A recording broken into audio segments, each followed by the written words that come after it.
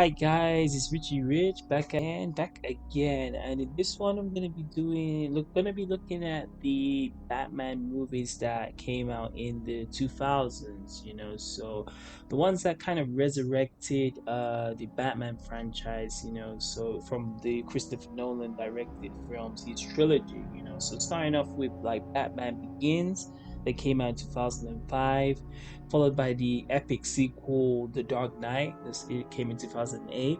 And then the last installment of Nolan's trilogy, which came out in 2012, The Dark Knight Rises. If you, are a fan of Batman or DC Comics or just superheroes in general, you definitely want to check this out. If you can, man, be sure to like, comment, share, and subscribe. And with that being said, let's get this video on the way. Right, so Batman Begins, man. This is a film that really brought back, kind of like a resurrection.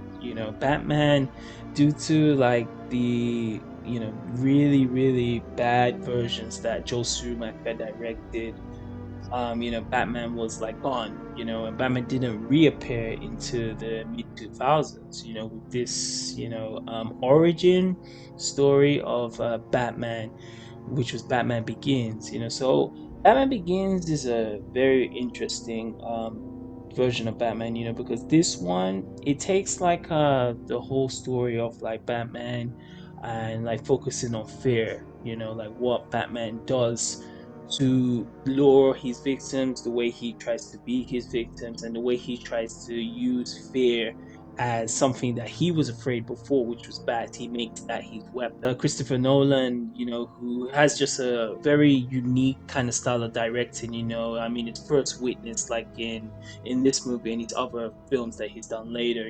From like Inception and also Insomnia. You can see his kind of way how he really makes the characters more the focus of the story, because it's nice and this time that a movie that's called Batman Begins actually focused on Batman. And I really love this film. It's a different tone, of course, to from Tim Burton and also Joe Schumacher, but it's a necessary tone, and it brought Batman back to a more serious contender for like the top superheroes in this current age. So to start off with the cast, you have Christian Bale, who, if you don't know, he was like a child actor.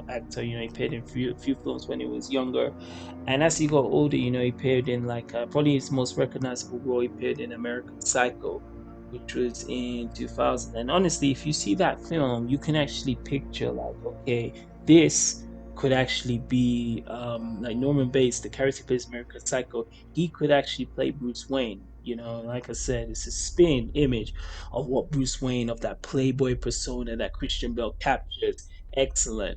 And he does a very great job, because he plays different for different time periods of Batman and Bruce Wayne in this film. He plays the one where, Bruce Wayne is just about to leave Gotham. He knows Gotham City is like, crime filled, it's a cesspool, corrupt city, and he has to leave. So he's like early 20s to when he's training, with Ra's al Ghul, the League of Shadows, to then when he comes back and he's like now wants to start his journey, wants to start this, plan to like, clean Gotham up as Batman, so he executes that greatly, and it's like it's a film that you follow for what it's one of the first Batman films you actually follow Bruce Wayne Batman from the beginning all the way to the end. It's an incredible journey. The villain in this is actually one of like possibly Batman's deadliest foes. I mean, the one who takes him kind of out Gotham City.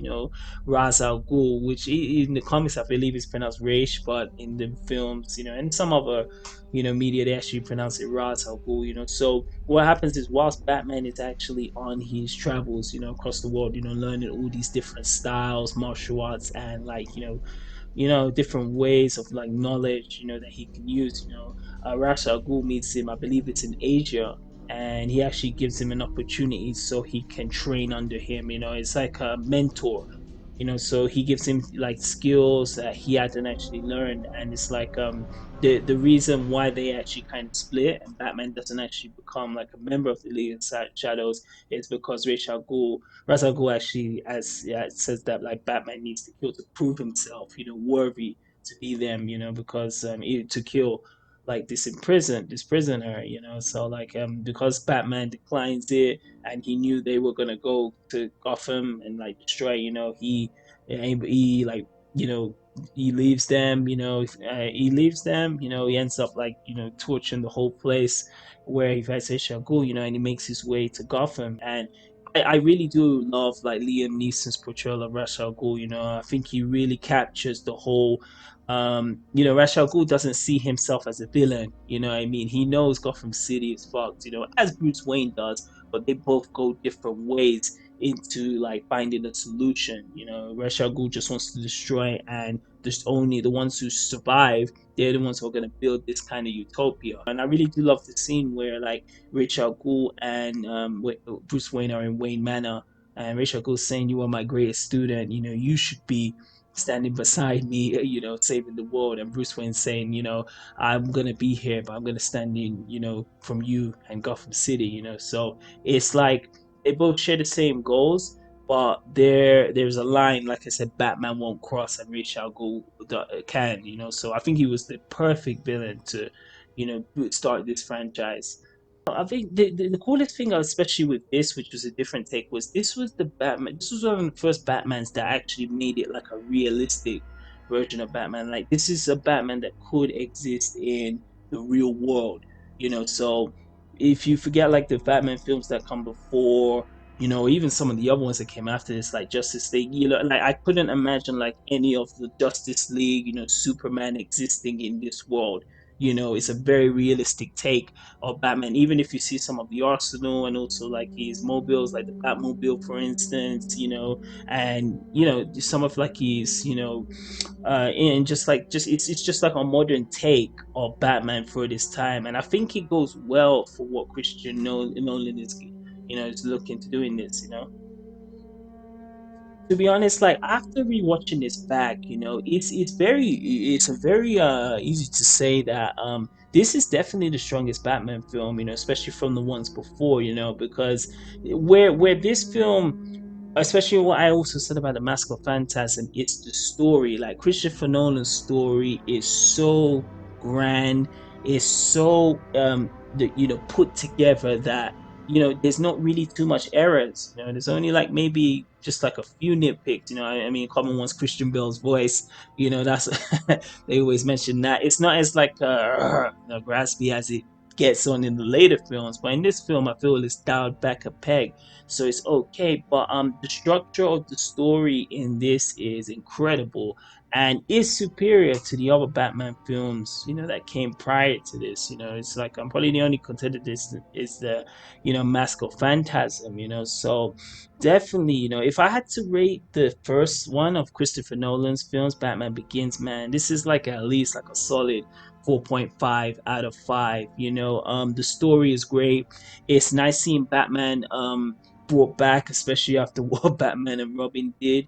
I love how a modern take of seeing like Gotham City, Batman in this real world, and just it's nice seeing the origin, seeing what Bruce Wayne did after like his parents did, him traveling, him finding himself, finding his mentor, and then at the end he has to end up taking his mentor down, to end up saving the city, he came from. So Batman Begins is definitely a knockout of the park.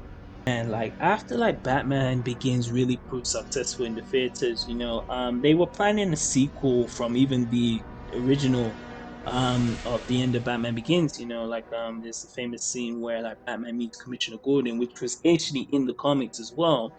And like Jim Gordon actually presents, like Jim Gordon, Gary Oldman, who I forgot to mention in the first one, who's an incredible job as well. He gives the Joker card to Batman, and Batman says, "I'll look into it." So this movie carries exactly where the first movie after, The Dark Knight, it carries exactly where Batman Begins left off. I'm gonna say straight off the bat, The Dark Knight, for as amazing and fantastic this movie is, It is definitely and I'm heard other people say this, it's definitely one of the most overrated, like, not just Batman or superhero movies, definitely one of the most overrated movies ever.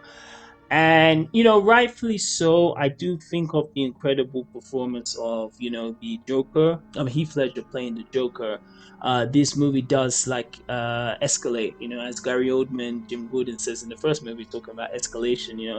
Heath Ledger's performance does kind of bring this movie to a new level.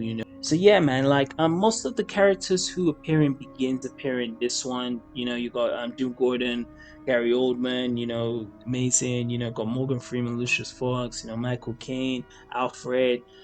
Katie Holmes actually gets replaced by Maggie Gyllenhaal as Rachel Dawes, which I always preferred the original Rachel Dawes, Katie Holmes, but she does pretty alright. And Christian Bale, of course, the main titular character Batman comes in, and as much as I love Christian Bale, I think he does well. This is where the first time you really hear the how much like his voice kind of just doesn't work. I've even heard scenes of even Kevin Conroy, the main voice for Batman. He even just was saying like he just didn't understand like why Christian Bale would need to put this extra attempt to make his voice sound different from Bruce Wayne. It always sounded like he smoked like 15 packs of cigarettes, before, he voiced Batman, so it just doesn't work in some scenes where like it's a serious, there's instance scenes where like Batman first meets Jim Gordon in this, after the robbery, Joker's robbery. He's like, him again, one man on the mob. It just doesn't work. And it's like you got the other police and Jim Gordon, and I'm like, dude, is there something wrong with you? So that I think that kind of, I don't think it hurts the movie overall because it's incredible, but it's something that, yeah, it just didn't need to be there. The one who really steals his show, and like before like Heath Ledger took the role of Joker, the last one to play Joker was Jack Nicholson, and I feel, man, and I still think Jack Nicholson was magnificent, in the first Tim Burton Batman film, because again at that time you had never really like how the Joker was seen in the comics of like, we are both the same sides of like a coin, different sides of the same coins. Like, I only exist because of you and you exist because of me. Like every like a Batman needs a Joker and Joker needs Batman. So I love that portrayal of Heath Ledger in this, of like he is not fueled by money. He's not fueled by women. He's not fueled by power. He just wants to see the world born. He's an anarchist. It really shows the insane quality of Joker in this. From that scene as well when like he's with like the stack of cash, and he's like he got it for the mob, and he burns his half right in front of them.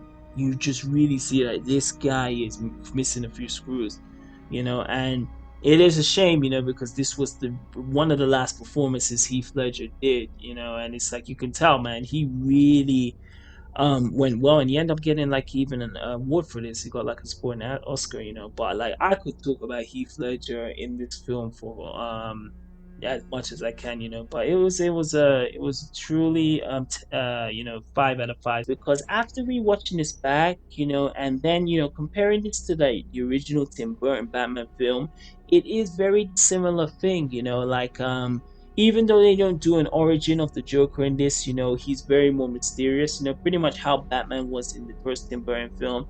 It pretty much is the Joker show. If Joker was not in this movie, there's no way this would even be on the. I can't even see it even being on the level of Batman Begins. You know what I mean? It's just really heightened because of like Joker's like unpredictable, and you'd never seen anything like that before.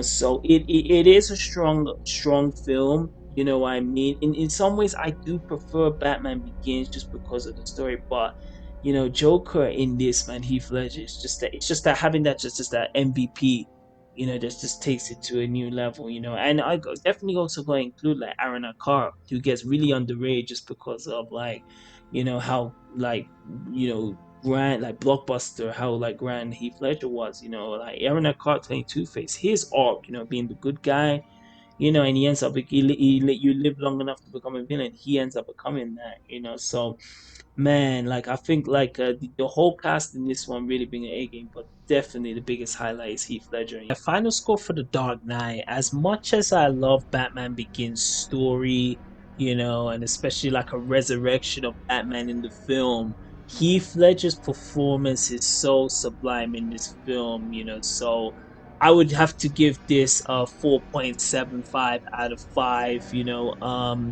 Overall it is a more superior film to Batman Begins, and yeah, Heath Ledger, the biggest selling point to this film, his performance was a masterpiece.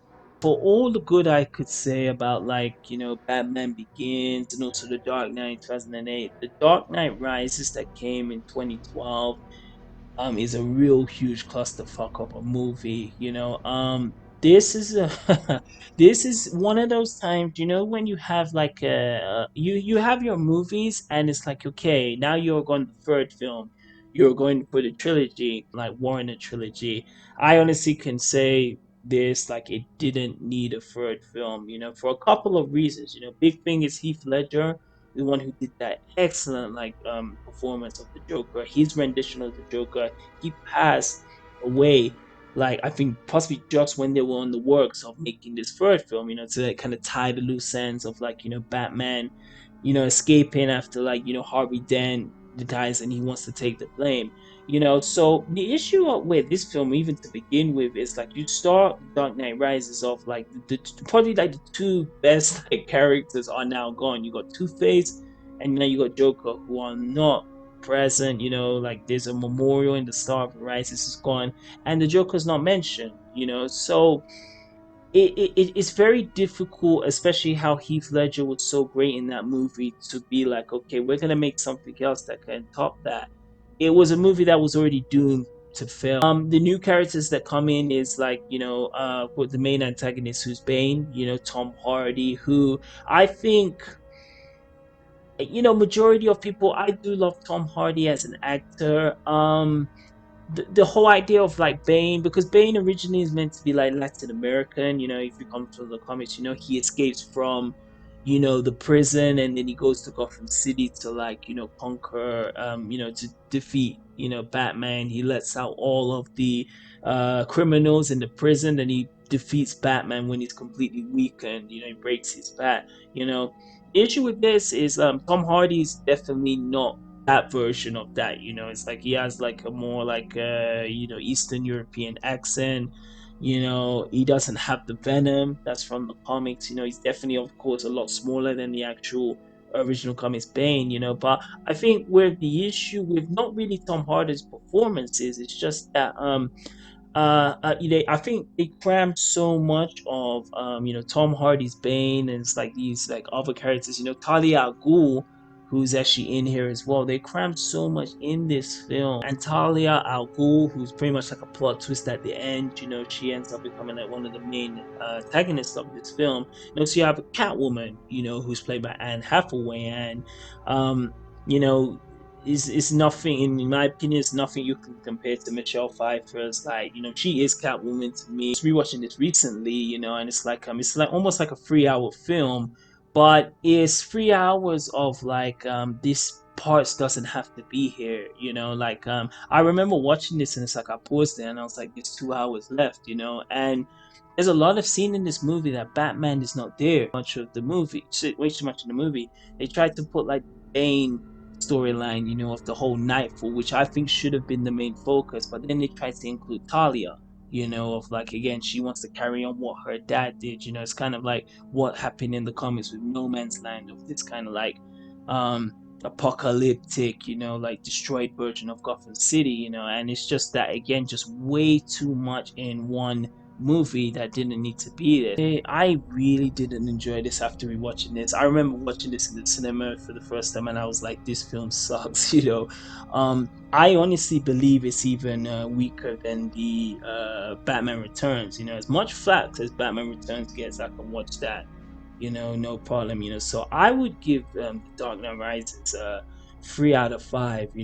I can appreciate Nolan, coming back to end this trilogy, and like I said, he's got good story elements, but the biggest issue with Dark Knight Rises is it's boring and it was never needed in the first place. And you were never ever gonna top Heath Ledger's performance, even with as good as an actor Tom Hardy Bane is. It just didn't work. The best way to describe The Dark Knight Rises is an unnecessary film. If you're tuning into this one of like my look on the Nolan film series, as I said, it's a very strong series. I just feel the just ended pretty sour. But yes, the next one I'll be doing, which will be the final one, will be taking a look at the new installment of the Batman starring Robert Pattinson and the new Batman film, but directed by Matt Reeves. So definitely, as for this one, we are out.